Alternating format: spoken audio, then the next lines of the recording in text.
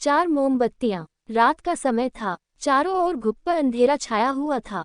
केवल एक ही कमरा प्रकाशित था। वहां 4 मोमबत्तियां जल रही थी। चारों मोमबत्तियां एकांत देख आपस में बातें करने लगी। पहली मोमबत्ती बोली, मैं शांति हूँ। जब मैं इस दुनिया को देखती हूँ तो बहुत दुखी होती हूँ। चारों ओर आपाधापी, लूट खसोट और हिंसा का बोलबाला है। ऐसे में यहाँ रहना बहुत मुश्किल है।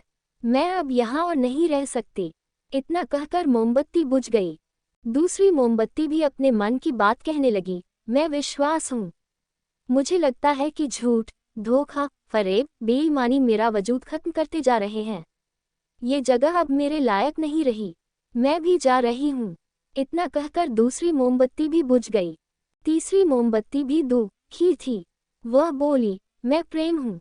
मैं हर किसी के लिए हर पल जल सकती हूँ, लेकिन अब किसी के पास मेरे लिए वक्त नहीं बचा। स्वार्थ और नफरत का भाव मेरा स्थान लेता जा रहा है। लोगों के मन में अपनों के प्रति भी प्रेम भावना नहीं बची। अब ये सहना मेरे बस की बात नहीं। मेरे लिए जाना ही ठीक होगा। कहकर तीसरी मोमबत्ती भी बुझ गई। तीसरी बत्ती बुझी ही थी कि कमरे में एक बालक ने प्रवेश किया।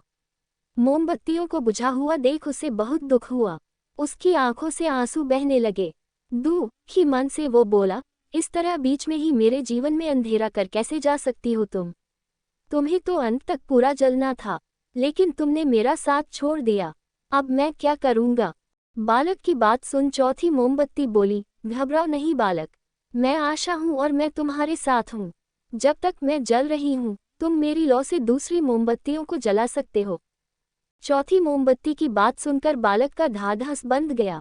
उसने आशा के साथ शांति, विश्वास और प्रेम को पुनः प्रकाशित कर लिया।